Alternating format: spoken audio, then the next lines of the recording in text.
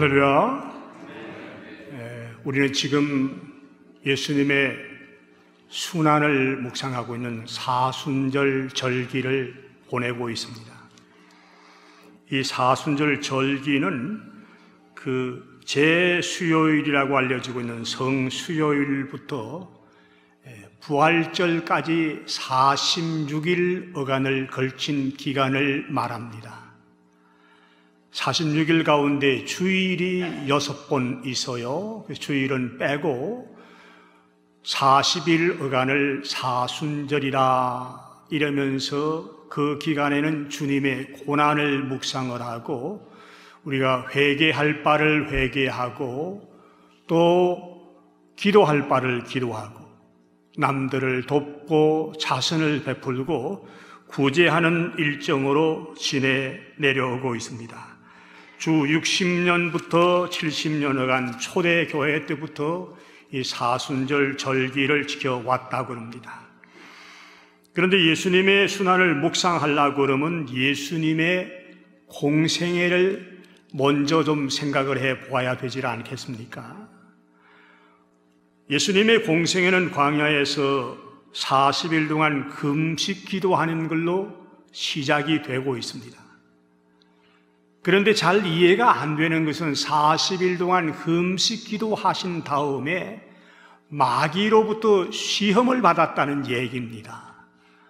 아니, 하나님의 구속 사역을 시작하는 예수님에게 왜 마귀가 찾아와서 3번이나 시험을 했을까? 얼른 이해가 안 되는 분들도 계실런지 모릅니다. 그런데 마귀의 시험은 이번이 처음 있었던 시험은 아니에요. 예수님이 갓난 아기로 이 세상에 태어나셨을 때 헤롯 왕이 예수님을 죽이려고 계획을 했던 일이 있거든요. 멀리 동방에 있는 박사들이 찾아와서 자기가 분명히 유대인의 왕인데도 유대인의 왕으로 나시니가 어디 계시뇨?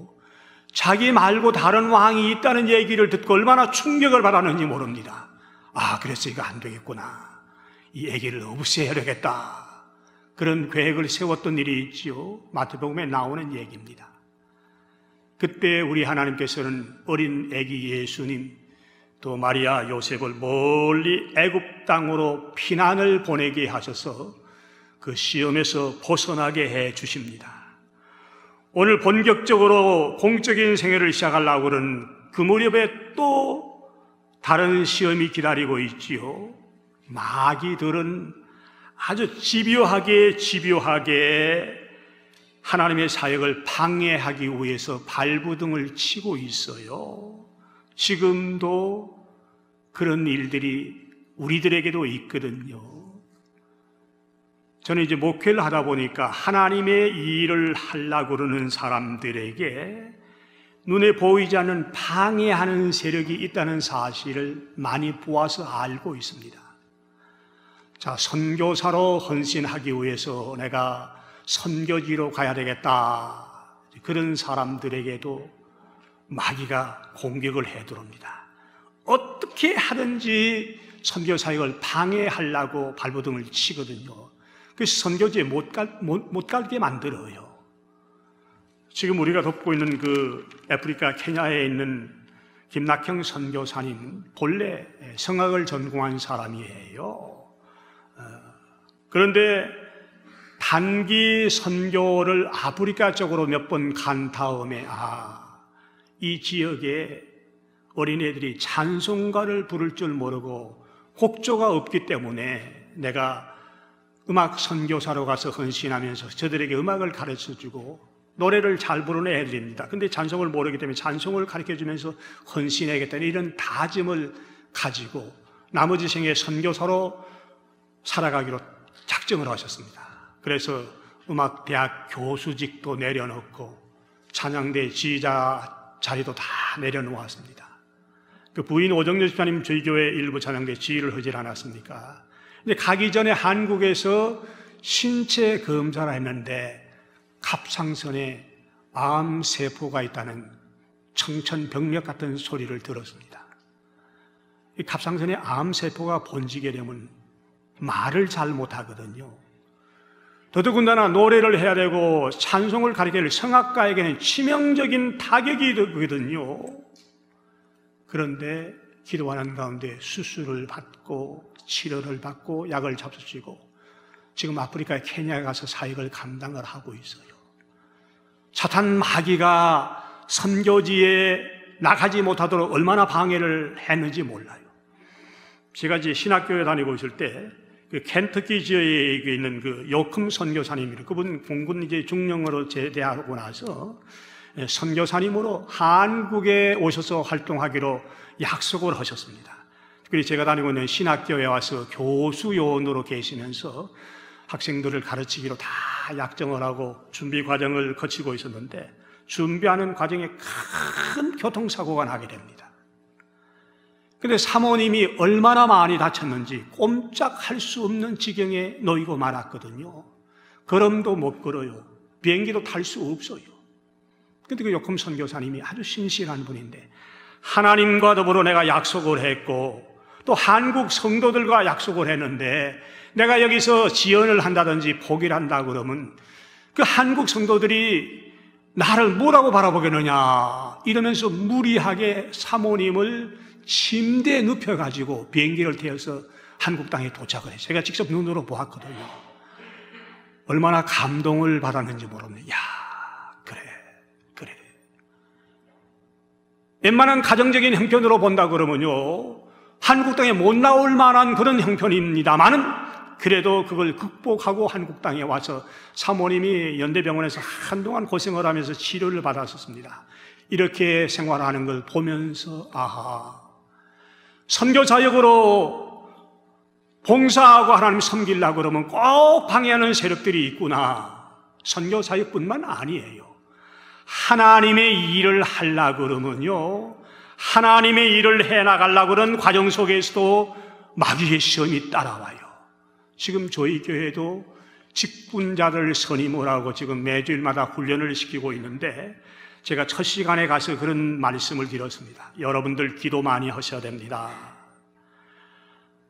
직분 받아 있는 기관 좀 새벽 기도에도 올라오시고 금요일날 철야 기도에도 오시고 좀 기도 많이 하시지. 여러분들에게 어떤 모양의 시험이 다가올는지 모릅니다. 건강의 시험이 다가올 수도 있고 가정적인 시험이 다가올 수도 있고 물질적인 시험이 찾아올 수도 있고 심지어는 대인관계로 인해서 섭섭한 마음을 심어주는 사람이 있기 때문에 나는 직분을 이번에 포기하겠습니다. 그런 사람도 생기는 걸 많이 보았기 때문에 제가 단단히 말씀을 드렸습니다. 자, 그런 시험에 넘어가서 직분을 포기하게 되면요, 누가 박수를 치느냐 그러면 마귀가 박수를 쳐요. 그래 봐, 내가 이겼지, 내가 승리했지. 사탄 마귀는 가능하면 직분을 못 받게 만들거든요. 선교사로 나가는 걸 방해하거든요. 하나님이 일하는 걸 방해하고 있기 때문에 이렇게 집약적으로 공격을 해둔 이런 일들은 주님 때만 있었던 거나 지금도 그런 일이 있거든요. 베드로 사도가 그런 말씀을 합니다. 베드로전서 5장 8절 말씀 보실래요? 근신하라 깨어라, 너희 대적 마귀가 우는 사자같이 두루다니며 삼킬 자를 찾나니 지금 형편이에요. 지금 형편이라는 말씀이거든요. 지금도 하나님의 일에 좀 수정 들어보겠다 그러면 하나님 일에 한모퉁이를 맡아서 하나님 은혜에 감사해서 내 생애를 바쳐 봉사해보겠다 그러면 사탄 마귀들은 무는 사자가 삼킬 자를 찾는 그런 심정으로 돌아다니면서 우리를 쓰러뜨리려고 그러고 넘어뜨리려고 그러고 방해하려고 발버둥을 치고 있다는 것을 우리가 말씀을 통해서 배워야 되거든요. 예수님은 이런 시험을 대비하기 위해서 40일 동안 광야에서 금식 기도를 하셨어요. 금식 기도를 하신 이후에 시험이 찾아오지 않았습니까? 이게 무슨 뜻이 있겠습니까? 예수님 기도에 대비하기 위해서 40일 동안 기도하신 다음에도 시험을 받았는데 우리들에게도 시험이 찾아올 수 있다는 사실을 알고 살아라는 말씀이에요. 뿐만 아니라 예수님이 마귀의 시험을 받을 때 승리했던 것 마찬가지로 예수 안에 있어야만 우리도 승리할 수 있다는 사실을 오늘 교훈적으로 가르쳐주고 있기 때문에 여러분들에도 각가지 모양의 시험이 찾아올 수 있을지 모르지만 예수님의 말씀으로 승리했던 것 마찬가지로 여러분들도 말씀으로 승리할 수 있는 길이 있다는 사실을 보여주고 있기 때문에 여러분들에게 다가오는 시험들을 이겨내시고 승리하시는 생애를 살아나가시기를 예수님의 이름으로 부탁을 드린 것입니다. 시험은 세 가지 유형으로 찾아오고 있습니다. 읽었던 본문에 잘 나와 있죠. 예수님이 광야에서 40일 동안 금식 기도했다.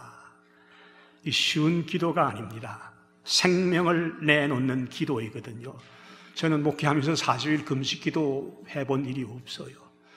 40일 금식 기도했다 그러면 여러분이 존경하셔도 돼요. 참 힘든 기도이거든. 어제 제가 그 동양선교회에서 모이는 집회에 참석했다. 그분이 의사로서 돈도 굉장히 많이 벌었었는데 나중에 사명을 받고 자기 재산 다 들어서 다 나누어줘요. 그리고 갈데 없는 주정뱅이들, 갈데 없는 사람들 끌어안고 그런 사역을 하는데, 사역을 하기 전에 이제 금식 기도를 하라고 해서 잘하는 사람으로부터 이제 금식 기도 하라는 부탁을 받고 며칠간 금식 처음에 40일 할까 그럴까, 그러니까 멘토 같이 가르쳐 주신 분이 21일 하라고 그러더래요.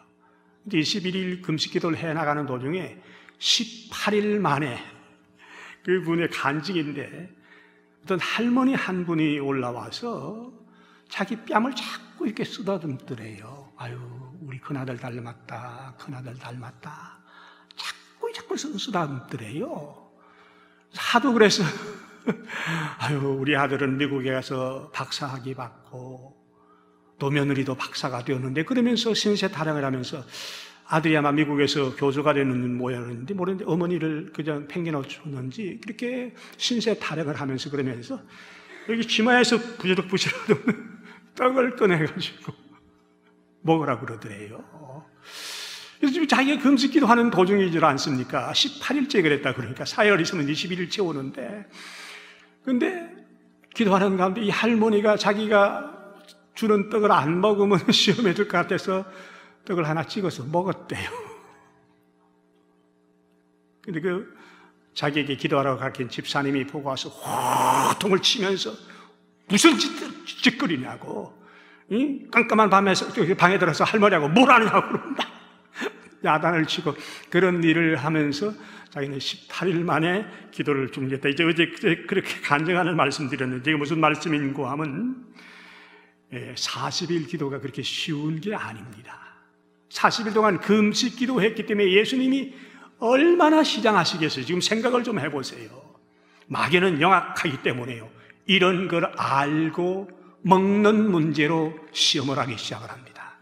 오늘 읽었던 본문 3절에 나오지요. 시험하는 자가 예수께 나와서 이르되 네가 만일 하나님의 아들이거든 명하여 이 돌들로 떡덩어리가 되게 하라. 예수님께서 기도하는 광야는 돌덩어리가 막 굴러다니는 게 많이 있었을 거예요. 자, 돌로 떡을 만들어 시장길을 면하라는 물질적인 시험이거든요. 사람이 가지고 있는 본능 가운데 기본적인 본능, primary need라고 그러는데, 1차 본능 가운데는요, 누구든지 배가 고프면 먹고 싶은 생각이 들게 마련입니다. 아무리 성자라도요, 사흘 굶고 나면 남의 담장을 넘고 싶은 마음이 든다고 그러지 않습니까? 이 본능이기 때문에 이건 죄도 아니에요. 그 본능을 잘 알고 있는 마귀가 예수님에게 물질적인 시험으로 치고 들어온 것이거든요. 밀가루가 떡이 되라 그러면 가능할는지 모르지만 돌로 떡이 되라는 말은요, 적합한 방법이 아닙니다. 적합한 방법 말고 우리에게 물질적인 시험이 지금 얼마나 많이 찾아오는지 모릅니다. 요즘 한참 인기를 끄는 레미리자브라는 작품 보면 그 잠발장 얘기, 여러분들이 어릴 때 배운 얘기 아닙니까? 빵 한 조각 때문에 얼마나 고생을 합니까? 고생을 하거든요. 먹는 빵 한 조각 때문에 이렇게 고생을 하는데, 오늘도 우리들에게 물질적인 부당한 방법으로 물질을 모으라든지 부당한 방법으로 물질을 섭취하라는 이런 사탄의 시험들이 찾아올 수 있다는 사실을 알고 살아야 되거든요. 직장 생활하면서도 이런 일이 있을 수가 있고, 기업을 하면서 이런 일이 있을 수도 있어요. 물질적인 시험이 예수님에게 먼저 찾아왔다. 두 번째 시험은 예수님을 성전 꼭대기로 데려가서 거기서 한번 이렇게 뛰어내려보라, 점프하라는 얘기입니다. 그러면 하나님께서 네가 하나님의 아들이기 때문에 천사를 보내줘가지고 뛰어내리는 발을 이렇게 사뿐히 있게 바라주면 보고 있는 사람들이 얼마나 열광을 하면서 박수를 치면서 인기가 올라가겠느냐. 명예에 대한 시험을 지금 주고 있는 것이거든요. 그 아브라함 마슬로우라는 심리학자가 있는데 그 심리학자가 그 이론을 전개한 게 지금도 그 이론이 통용이 되고 있습니다. 아까 말씀드린 배고픈 것이 채워지고 1차적인 욕구가 채워지고 난 다음에는요, 그 다음에 어떤 욕구가 생기느냐 그러면 나도 이름을 좀 내보아야지, 나도 목에 힘을 좀 주어봐야지, 명예를 좀 얻어봐야지, 그런 욕구가 찾아오게 마련입니다. 자, 먹는 문제가 해결되고 나오면 많은 사람들에게 박수를 받고 인기를 얻고 이런 시험이 따라올 수 있다는 것을 보여주면서 두 번째 예수님 명예에 대한 시험으로 다가오고 있는 것이거든요. 마귀도 이런 걸 너무너무 잘 알고 있어요. 요즘 한국에는 그 목사님들의 박사학위 때문에 교회가 조금 시끄러워요. 일반적으로 많은 교회가 목사님들을 청빙하면서 박사학위 있는 자 그러는데 목회하는데 박사학위가 필요할 것 같아요? 필요 없을 것 같아요? 우리 신장로님 어떠세요? 필요할 것 같습니까? 저는 조금 달리 보는데 목회자에게는 박사학위가 없어도 괜찮아요. 목사에게는 목사라는 칭호만 있으면 괜찮거든요. 물론 박사학위는 학교에서 티칭을 하고 교수 요원이 되려고 그러면 박사학위가 필요합니다. 저도 지금 신학교 총장이라는 직책을 주었는데 처음에 명함을 만들어준다고 초안을 해오라고 그래서 송정명 목사라고 썼어요. 영어로는 레버런 이렇게 쓰고 그랬는데 그쪽에서 저긴 만들면 송정명 박사라고 써가지고 왔어요. 그래서 이거 내가 목사라고 쓰라고 그러니까 학교에서는 이게 학위가 이렇게 필요한데 지금 학교 명함은 제가 박사로 되어 있고요. 교회 명함은 박사라는 명함이 없어요. 무슨 말인가 하면요. 목회하는 데는 박사가 그렇게 필요한 게 아닙니다. 그런데 목사님들이 자기 명예를 얻으려고 머리 싸매고 지금 박사학위 받으려고 그러거든요. 또 어떤 목사님들은 자기 교회 주보에다가 아무개 박사라고 붙이고 있어요. 목사는 충분하게 됐지 그게 꼭 박사가 돼야 되니까 어떤 예식 순서에 가보면요 설교자 아무개 박사라고 써져 있어요. 아니 설교하는 사람이 목사면 충분히 됐지 무슨 박사가 그렇게 필요합니까? 그렇게 필요한 건 아니거든요. 제가 처음에 이 교회에 부임할 때 학위를 안 받고 왔어요. 그리고선 5월 달에 이제 학위를 받게 됐는데 이 교회에 있던 어떤 전도사님이, 여자 전사님이 자기네들이 이렇게 모여가지고 수근수근 했대요. 저 목사도 분명히 이번에 학위 받고 나면 주보에 박사라고 쓸 거다. 근데 지금까지 24년 동안 주보에 제가 박사라는 말 한 번도 안 썼어요. 무슨 말을 하고 싶으냐 그러면 사람이 조금 배부른 문제가 해결되고 나면 자기를 과시하고 싶은 이런 마음이 있는데 마귀는 그걸 알기 때문에 예수님에게 인기 좀 얻어라, 박수 좀 받아라 이렇게 하기 위해서 성전 꼭대기에서 뛰어내리라 그러거든요. 여러분들에게도 이런 시험이 찾아올 수 있다는 걸 알고 있어야 돼요. 목사님들 가운데 특별히 지도자들 가운데 감투를 너무 좋아한다고 하는 사람, 어떤 사람은 명함 주는데 보면요 담임 목사 하나만 쓴 게 아니라 7가지 8가지가 이렇게 많은데 제가 받고도 돌아서서 물론 이제 오래 목회를 하다 보면요 대표회장이 이런 걸 추대할 때가 있어요. 그래서 이제 원찮게 감투를 쓰는 경우도 있는데 이렇게 명예를 좋아하는 것도 시험의 대상인 줄 알고 예수님에게도 명예를 얻어보라는, 인기를 얻어보라는 이런 시험이 찾아왔다. 세 번째 시험은 높은 산으로 데리고 가서 천하만국 영광을 보이면서 만일 내게 엎드려 경배하면 이 모든 걸 주겠다. 이게 영적인 시험입니다. 얼마나 쉬워 보이는 시험입니까? 눈 한번 딱 감고 한번 절하고 나면 모든 세상을 소나기에 쥐고 흔들 수 있는 권세가 주어지는데 얼마나 쉬워 보이는 시험입니까? 그런 시험에 넘어간 사람들이 많이 있거든. 로마의 황자가 됐던 디벨리우스 같은 사람, 분봉왕으로 일했던 안티파트 같은 사람들이 딱 한 번 절하고 이 황제의 자리, 분봉왕의 자리를 얻어 섬겼거든요. 일제시대 때 우리 신사 참배했던 목사님들도 계세요. 장로님들도 계세요. 이건 하나님께 절하는 게 아니라 국가 행사이기 때문에 신사 참배하는 게 뭐 잘못됐냐 그러면서 타협하면서 지낸 사람들이 많이 있었어요. 그런데 마귀에게 절하는 것은 첫 번째 계명을 어기는 것이거든요. 마귀는 이런 사람들을 노리고 있기 때문에 나한테 여러 차례 절할 필요 없어. 딱 한 번만 절한다 그러면 이거 다 주겠다. 지금 모슬렘권에서 복음을 전하는 분들 가운데 모슬렘에서 개신교로 개종한 목사님들이 들어 계세요. 그런데 사람을 보내가지고 이분들을 회유를 합니다.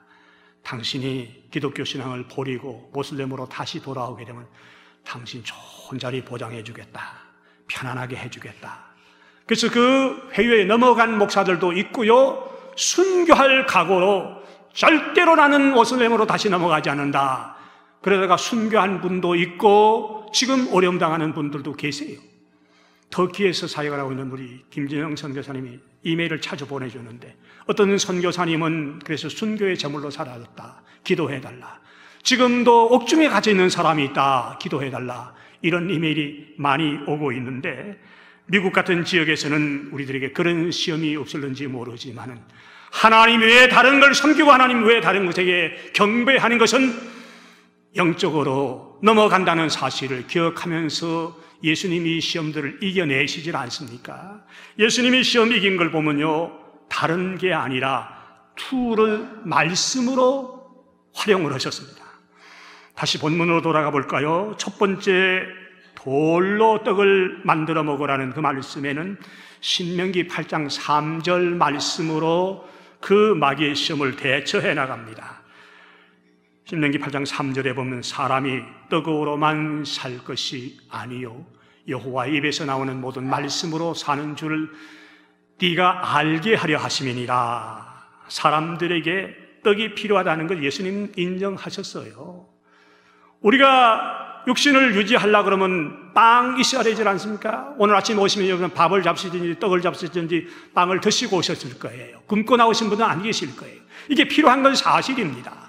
그런데 예수님께서 떡만 필요한 게 아니라고 말씀을 했거든요. 사람은 바울 사도의 논리대로 세 가지로 형성이 되어 있는 존재예요. 영이 있고 혼이 있고 육이 있기 때문에 떡으로만 살아갈 수 없는 존재이거든요. 하나님의 입에서 나오는 말씀으로 시간마다 말씀 먹고 살게 되어 있기 때문에 오늘 우리 예수님께서는 말씀으로 이걸 물리쳐 이기시거든요. 두 번째 받았던 시험, 성전 꼭대기에서 뛰어내려라. 그러면 천사가 사뿐히 당신 발을 받아서 인기를 누리게 될 것이라, 박수를 받게 될 것이라. 그 말씀 신명기 6장 16절에 기록되어 있는 주 너의 하나님을 시험하지 말라. 그 말씀으로 물리치십니다. 세 번째 시험은 내게 엎드려 경배하면 세상 만국과 영광을 주겠다. 그 말씀 보면 신명기 6장 13절에 있는 말씀, 주 너의 하나님께 경배하고 다만 그를 섬기라. 우리의 경배의 대상은 하나님 한 분밖에 없어요. 믿으시죠? 다른 사람이 경배의 대상이 될 수가 없어요. 다른 물질이나 다른 게 경배의 대상이 된다 그러면 우리가 범죄하는 것이거든요. 예수님 아주 단호하게 물리치면서 사탄아 물러가라. 예수님 이제 아주 귀한 공생애를 시작해야 할 굉장히 중요한 시점이거든요. 그 시점에서 예수님이 그냥 호락호락하게 대했다 그러면 얼마나 많은 방법으로 예수님을 괴롭히려고 쓰러뜨리려고 발부둥을 치겠습니까? 아주 단호하게 예수님 대처하시거든요. 사탄 마귀에게는 단호하게 대처를 해야 됩니다. 예수님의 생애를 여러분들이 보세요. 성전에서 돈 바꾸는 사람, 비둘기 파는 사람, 양 파는 사람, 소 파는 사람들, 아수라장을 만들 때 예수님이 회초리를 만드셨어요. 그리고 회초리를 막 휘두르시면서 상을 엎어치고 돈 바꾼 사람 쫓아내신 그런 기사를 우리가 보고 있지 않습니까? 사탄 마귀에게는요 단호하게 대적할 줄 알아야 돼요. 예수님께서 이제 내가 십자가를 지고 세상 떠날 것이라는 말씀을 선포하고 나니까 베드로가 주님 제발 그러지 마세요. 그러면 안 됩니다. 그럴 때 예수님 뭐라고 말씀하신지 알아요? 사탄아 물러가라. 자기가 가르친 제자예요. 자기가 선발한 수제자예요. 하나님의 사역을 방해하는 세력들에게 단호하게 대처하면서 사탄 안에 뒤로 물러가라, 나를 넘어뜨리는 자라고 이렇게 책망했던 사실을 기억하면서 하나님의 사역 방해하는 사탄 세력들에게 여러분들도 단호함이 있어야 되거든요. 그런데 우리가 이런 시험들을 물리쳐 이기려고 그러면 우리 심령 속에 말씀이 축적이 되어져 있어야 돼요. 말씀이 세이브되어져 있어야 된다는 말씀이거든요. 이런 상황일 때는 이런 말씀으로 대처해 나가고, 저런 상황일 때는 저런 말씀으로 말씀을 대처해 나가야 사탄의 관계로부터 이겨나갈 수가 있지 않겠습니까? 그래서 금년에 여러분들에게 요람을 나누어 드리면서 66페이지에 이럴 때는 어떤 성경을 보면 됩니까? 그 한 페이지를 해마다 만들어 드리는데 그걸 잘 보세요. 한 번도 안 보신 분이 계실 때 오늘 가셔서 여러분이 받으신 요람 66페이지입니다. 그 페이지에 보면 근심될 때는 이런 성경을 읽어라. 낙심이 될 때는 이런 성경을 읽어라. 마음에 불안감, 마음에 두려움이 있을 때는 이런 성경을 찾아 읽어라는 그 제목들이 한 20가지가 나와 있고 여러분들이 염두에 두고 읽어야 할 성경 구절도 잘 나와 있어요. 이 말씀으로 내 심령 속에 축적이 되어 있고 무장이 되어 있는 사람들은 어려운 사탄 마귀들이 하나님의 사역을 방해할 때 말씀으로 물리쳐올 수 있어야 된다는 말씀 아니겠습니까? 오늘 공생애를 시작하시는 첫 과정을 밟아 나가는 예수님에게 마귀의 시험이 찾아왔다 그러면 사람인 우리들에게 시험이 있다는 것을 전제하고 있는 말씀이거든요. 예수님에게도 시험이 찾아왔는데 우리에게 시험이 없을 수 있겠습니까? 찾아온다는 거 당연한 얘기입니다. 그러나 예수님이 심령 속에 있는 말씀으로 대체해서 이겨나갔던 것 마찬가지로 우리도 예수님 안에 있게 되면 말씀으로 축적이 되어 있으면 다가오는 시험들을 물리쳐 승리할 수 있다는 자신감들을 가지고 예수님이 승리해서 마귀를 쫓아낸 다음에 천사들이 와서 예수님을 수종들었다고 그러는데 우리들도 말씀으로 마귀의 시험들을 물리쳐 이기시고 승리로운 삶을 살겠다고 마음에 다짐을 하시고 살아가시기를 예수님의 이름으로 부탁을 드린 것입니다. 사랑하시는 아버지 하나님, 예수님이 공생애를 시작할 그 무렵에 마귀가 간교하게 찾아와서 예수님에게 3가지 시험을 던졌는데 예수님 말씀으로 시험을 물리쳐 이겼던 것 마찬가지로 우리들에게도 각가지 모습의 시험들이 찾아온다는 사실을 알고 살 때 우리 심령 속에 말씀 준비되어 있어 준비된 말씀대로 사탄 마귀를 대적하면서 승리로운 삶을 살아나가게 도와주시고 예수님이 승리했던 것 마찬가지로 예수님 안에 있는 우리들도 승리할 것이라는 소망을 가지고 살아나가는 승리로운 성도들 다 되게 도와주시옵소서. 예수님 이름으로 감사하며 기도드리옵나이다. 아멘.